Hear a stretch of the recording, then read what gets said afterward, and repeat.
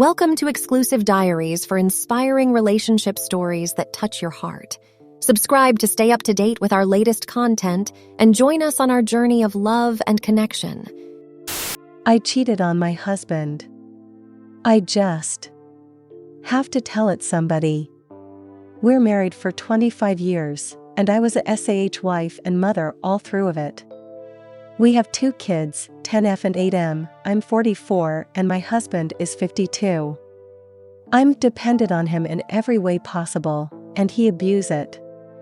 I get used to take out condom wrappers from his pockets before laundry, or his blatant lies of overtime and business trips.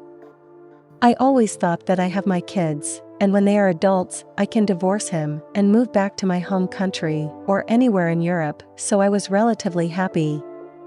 A year ago, I got diagnosed with breast cancer, and I needed a double mastectomy.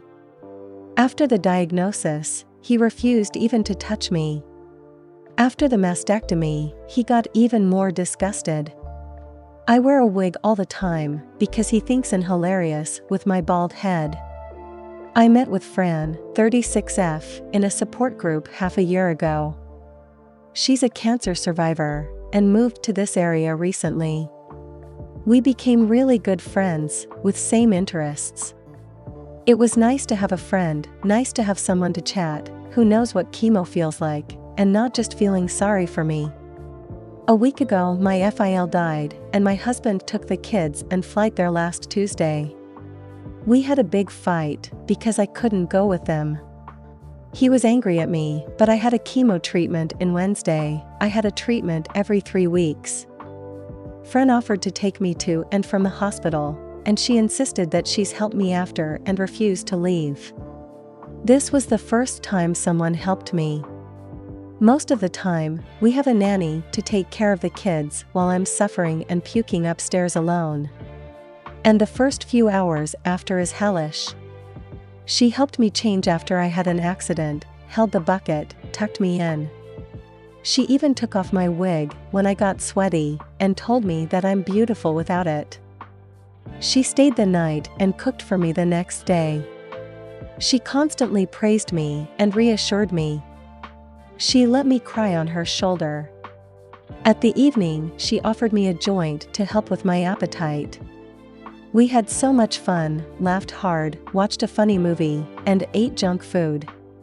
I made a joke about my expense, me being cut up, and she almost scolded to stop degrading myself.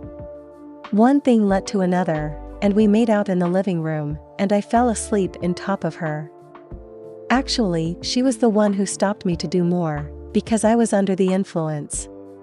Friday she had to go back to her office, and in the first few hours, I was extremely happy. I felt beautiful, desirable. But the adrenaline wore off, and now I can't even look in the mirror. I can't stop hating myself.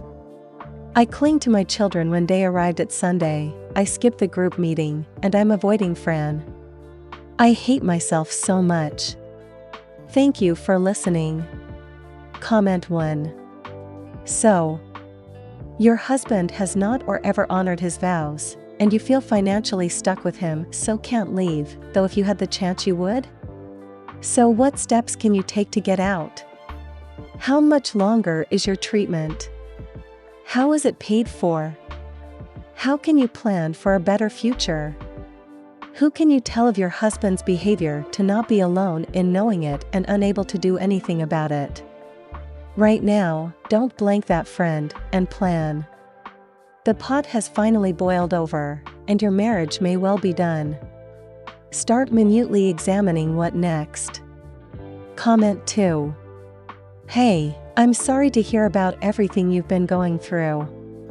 I also deal with cancer, and I wanted to share something my psychologist once said to me. Cancer can sometimes serve as a wake-up call, indicating that there may be aspects of your life that you've been neglecting.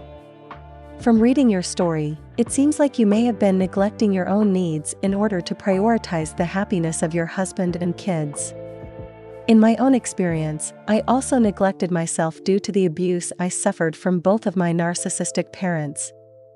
I had a doormat personality, and people took advantage of me. I wasn't valued, and no one acknowledged the sacrifices I made. When I reached a point where I finally noticed I received no love and felt like my life was slipping away, I became infuriated. I made a decision: either people had to change how they treated me, or they had to leave. Those who chose to leave, such as my mother, aunts, uncles, and cousins, are no longer part of my life. I no longer care about or contact them. Those who remained were required to change their behavior towards me, or else I would distance myself from them.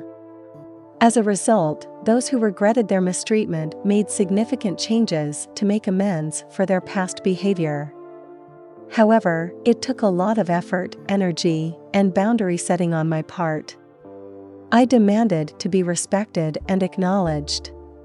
Today, I am much happier and no longer allow myself to be taken advantage of. Unfortunately, people tend to appreciate us more when we love ourselves, set boundaries, and demand respect. Do not be afraid to stand up for yourself, because no one else will do it for you. You deserve to be happy, loved, appreciated, and cared for. I strongly suggest investing in your new life and considering leaving your husband behind. It appears that he has already shown a lack of empathy and love for you. Your kids will be okay, and in fact, they may be better off without a toxic father who mistreats their mother. Children don't like seeing their mother suffer, and they suffer along with her. They may not understand why you haven't set boundaries or defended yourself. Seeking legal assistance would be a good idea. You have shown incredible strength, and you don't need your husband in your life. However, it's important to seek advice from professionals who can fully understand your situation and provide personalized guidance. They can help you navigate the complexities of your circumstances and make decisions that prioritize your well-being. Comment 3. There's no need to feel bad. Absolutely not. Honestly, do you really think you and your husband have any kind of relationship, besides him being your abuser? Let's be honest, this marriage only exists on paper. He cheats all the time, he doesn't even hide it, so see it as him opening the relationship. Why shouldn't you be happy? Talk to her what she thinks about it and how she feels about you. What is this to her? And give it a shot. Maybe you'll fall in love with each other deeply and eventually be able to leave your husband to be with her.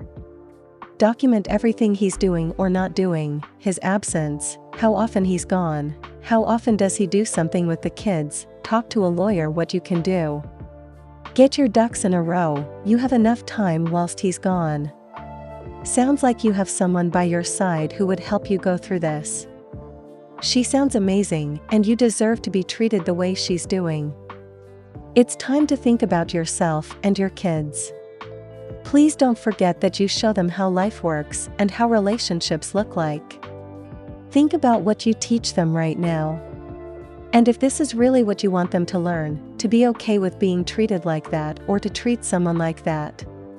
Do you want to teach them that this is what love looks like? Plus, please keep in mind that your children can't be happy when you're not. Kids know and sense more than adults think, so they do know what's going on within your marriage. You deserve to be loved, desired, cared for. Give it a chance, give her the chance to do that for you. Thank you for watching.